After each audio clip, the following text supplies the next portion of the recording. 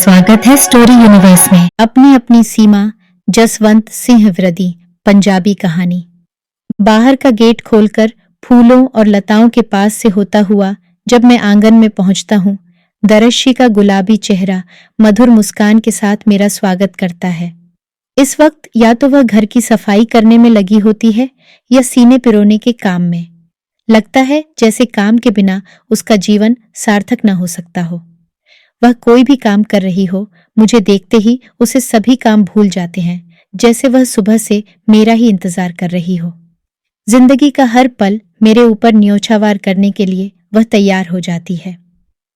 उस वक्त जब वह अपने प्यार परिपूर्ण पोरों से मेरी देह को स्पर्श करती है और मेरे कपड़ों को खूंटियों पर लटका देती है, उस वक्त ऐसा प्रतीत होता है जैसे सारे दिन की यातनाओं की पीड़ा के विष को शिव रूप धारण कर स्वयं ही पी जाना चाहती हो। उस वक्त मैं एक अलौकिक मस्ती के आलम में होता हूँ। मुझे लगता है जैसे मैं सत्यखंड में विचर रहा हूँ। सत्यखंड में रहने वाले लोग क्या मेरे से ज्यादा सुखी होंगे? यह एक ऐसा स्वर्ग है जहां मैं इंद्र हूं और दरश्शी मेरी अलका।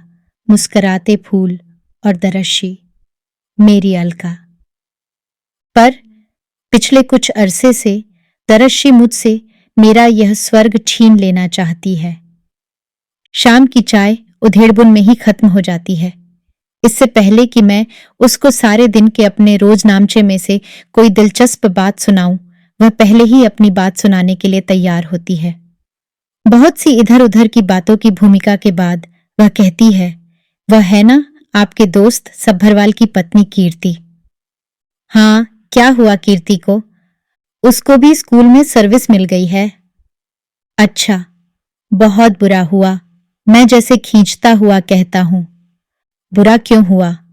वह भी तल्ख हो जाती है, पर मैं तल्खी के वातावरण को सहज बनाने के लिए कहता हूं, बस तुम बुरा ही समझो। इस वक्त मैं बहुत कुछ कहना चाहता था, पर मुझे कुछ भी तो नहीं सूझता और मैं बेमतलब इधर उधर की लगाता हूं। देखो न मेरी दर्शी, औरतों का नौकरी करना बड़ा खतरनाक है। आज जितनी बुरी हालत नौकरी पेशा औरतों की है, वैसी और किसी की नहीं। कैसे? तुम देखती ही हो कि बसों में औरतों का कितना बुरा हाल होता है। अगर वर्षा के दिन हो तो कहर ही तो है। वर्षा क्या सारा वर्ष होती है? सारा वर्ष तो नहीं, पर सारा वर्ष कोई न कोई मुसीबत वर्षा के समान आती ही रहती है। और मेरी इन निरर्थक बातों के आगे उसे हथियार डालने पड़ते हैं। उसका चेहरा उतर जाता है और लगता है जैसे नयनों के खोरों में खारा पानी छलक रहा हो। इस वक्त लगता है जैसे उसकी नौकरी करने की आकांक्षा छटपटाकर आत्महत्या कर रही हो। क्या मैं इतना जालिम हूं? नहीं। और मैं उसकी तसल्ली के लिए कहता हूं, मेरी प्यारी, मैं भले ही औरतों की नौकरी के पक्ष में नहीं हूं, पर मैं लगातार कोशिश करता हूं कि तुम्हें नौकरी मिल जाए। मैं जानता हूं कि तुम सारा दिन घर में अकेली बोर हो जाती हो। नौकरी करने से तुम्हारा व्यक्तित्व भी तो विकसित हो जाएगा, है ना? और मैं फिर कागजी फूलों को खिलने देता हूं। यानी इस वक्त मैं प्रेम दृष्टि से उसकी ओर देखता हूं और वह खुश हो जाती है। बेचारी औरत, जिस दिन से उसने एम्ब्रॉयडरी डिजाइनिंग की ट्रेनिंग ली है, बस नौकरी के सिवा और कुछ सोच ही नहीं रही। नौकरी करने की आकांक्षा उसकी नस नस में समा गई है। कई बार जब हम लान में बैठे होते हैं और घर के आगे से अचानक ही कोई प्रसन्न, खिलखिलाता और चहकता हुआ सुंदर जोड़ा निकल जाता है, तो दर्शी की दृष्टि उसी बिंदु पर केंद्रित हो जाती है। वह औरत अपने पति के कदम से कदम मिलाकर बड़े अभिमान से चल रही नजर आती है। उसका कद अपने पति से छोटा होते हुए भी वह अपने कद काठ में पति के समान लगती है। मेरे बोलने से पहले ही दरशी कहेगी, यह औरत जरूर नौकरी करती होगी। तुम्हें कैसे पता चला? जब तक औरत नौकरी नहीं करती, उसमें स्वाभिमान की भावना उभर ही नहीं सकती। और फिर वह दूर जा रहे उसी जोड़े की ओर देखती हुई नजर आती है।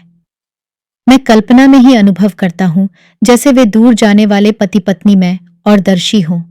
फिर मैं कल्पना करता हूं कि यदि दर्शी को नौकरी मिल जाए तो उसमें कितना स्वाभिमान उभर आएगा, उस चाल में कितनी दृढ़ता आ जाएगी। शायद उसका व्यक्तित्व मेरे जीवन पर हावी ही हो जाए और मैं दब जाऊं। इस बिंदु पर आकर मेरी विचार श्रृंखला चटक जाती है और मुझे महसूस होता है कि दरशी के साथ चलता हुआ मैं जैसे निरीह सा लग रहा हूं। मैं सूखे पत्ते के समान कांप जाता हूं, जैसे मैंने कोई भयानक सपना देख लिया हो। क्या यह सपना सच हो जाएगा? इस वक्त भी दरशी दूर जाते हुए उसी सुंदर जोड़े की परछाई को देखती जा रही है। उसकी गर्दन झुकी हुई, आंखें नम और चेहरे पर कांपती लौ जैसा आत्मविश्वास। अभाव की साकार प्रतिमा दर्शी, मासूम और निर्बल। इस मूड में वह मुझे बड़ी भली लगी। यह दृश्य मेरे लिए कितना शांतिदायक था और मैं खुश हुए बिना न रह सका। मैं मुस्कुरा पड़ा और हल्की सी हंसी मेरे होठों में कांप गई। मेरी यह रहस्यमयी अवस्था देखकर दरशी की समाधि टूट गई और वह छटपटाकर बोली, आपको क्या हुआ है? उसकी आवाज कांप रही थी। मैंने खुश होकर झूठ मूठ कह दिया, मैं सोचता हूं अगर तुम्हें भी नौकरी मिल जाए तो हमारी जिंदगी भी उसी सुंदर जोड़े के समान हो जाए और तुम भी। आगे मैं कुछ न कह सका। झूठ बोलना जैसे मेरे लिए मुश्किल हो गया हो मार्गविस। पर दर्शी के तो खुशी में आंसू निकल आए और अत्यंत प्रसन्न होकर वह मेरे लिए काफी बनाने के लिए रसोई में चली गई। कई बार अखबार पढ़ते हुए अचानक ही मेरी नजर एक घटिया सी खबर पर जाकर रुक जाती और मैं कितनी ही देर तक उसे पढ़ता रहता। यह खबर एक ऐसी औरत के संबंध में होती जो नौकरी करते हुए अपने दफ्तर में ही किसी असिस्टेंट से प्रेम बंधन में बंधकर किसी और शहर चली जाती है। जब यह खबर चटखारे लेकर मैं दरशी को सुनाता हूं तो उसका रंग पीला पड़ जाता है, हाथ कांप कांप जाते हैं और वह स्वयं जल्दी से अखबार की पंक्तियों पर नजर दौड़ाती है। जैसे जैसे उसके चेहरे का रंग उड़ता है, मैं जैसे मस्त होता जाता है और लगता है जैसे दर्शी बेचैनी की सूली पर लटक रही हो। उसको और भी तंग करने के लिए मैं बड़े कंटीले व्यंग्य से कहता हूं, माना कि विज्ञान ने बड़ी तरक्की की है, आज इंसान चांद पर भी पहुंच चुका है, औरतों को बराबरी के हक भी मिल गए हैं, पर क्या लाभ जब तक औरतों की जिंदगी में आचरण की पवित्रता और दृढ़ता नहीं आती, सारी इंसानी तरक्की बेकार है। इस बात पर दरशी ठंडे मन से पलंग पर जा लेटती है और कई दिन तक उसके चेहरे पर पतझड़ पसरा रहता है। बगीचे में खिले हुए फूल बेकार लगते हैं और वर्षा की बूंदों से हमारी जिंदगी में कोई रोमांस नहीं आता। पिछले दिनों में तो मैं दर्शी की जिंदगी को दब घुट कर रखने के लिए एक बहुत ही घटिया किस्म की हरकत कर बैठा हूं और मेरी आत्मा एक जख्मी परिंदे के समान सहमी हुई छटपटाती रहती है। और एक दिन अचानक ही दर्शी हाथ में अखबार पकड़े मेरे सामने आ खड़ी होती है। उसके चेहरे पर गंभीर शांति है, जैसे इस सागर में कोई हलचल मचने वाली हो। वह उस दिन वाली खबर का आखिरी कांड पढ़ने के लिए मुझे कहती है। पढ़कर मुझे पता चलता है कि उस दिन असिस्टेंट के साथ भाग जाने वाली वह औरत असल में कोई घरेलू स्त्री नहीं थी। वह तो कोई परित्यक्ता औरत थी जो अपनी कलंकित जिंदगी को सार्थक करना चाहती थी। मैं फड़फड़ाकर सांस लेने के लिए तड़पता हूं और दर्शी से नजरें चुराकर जल्दी से फूलों की ओर देखता हुआ कहता हूं, दर्शी, ये फूल मुझे बगीचे में लगे अच्छे लगते हैं। इनकी खुशबू को यहीं रहने दो दर्शी मेरी प्यारी, देखो ना। पर आगे मैं कुछ भी नहीं कह सकता, कुछ भी नहीं।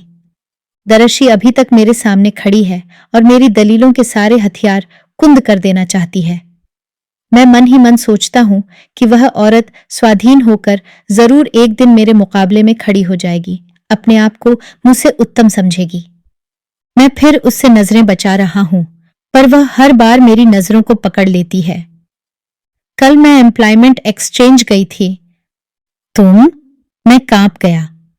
हाँ। उसकी आवाज ऊंची होते होते और ऊंची हो गई। डीलिंग क्लर्क ने बताया कि बहन जी आपको पिछले हफ्ते इंटरव्यू कार्ड भेजा था। सिर्फ एक ही कैंडिडेट था। क्या कोई इंटरव्यू कार्ड आया था? हाँ, आया था, पर मैंने फाड़ दिया। असल में मैं और मैंने उसको सब कुछ सच सच बता दिया कि मैं क्यों उसको नौकरी नहीं करने देना चाहता। 200 की नौकरी करके मैं इस घर का और भी सुंदर बना सकती हूं। पर पर अब क्या हो सकता है? छोड़ो ख्याल नौकरी का। नौकरी जिंदगी में बहुत बड़ी चीज नहीं है। मैं बहुत प्रसन्न था। अपने षड्यंत्र में मैं सफल हो गया था। पर मेरी बात अनसुनी करके वह उसी दृढ़ता से कहती गई, कार्ड फाड़ने के वक्त आपने इंटरव्यू की तारीख नहीं देखी शायद। मुझे इंटरव्यू कार्ड और मिल गया था। आज मैं इंटरव्यू करके अपॉइंटमेंट लेटर ले आई हूं। आशा करते हैं कि यह कहानी आपको बहुत पसंद आई होगी। ऐसी और कहानियां सुनने के लिए जुड़े रहिए हमारे चैनल स्टोरी यूनिवर्स के साथ। धन्यवाद।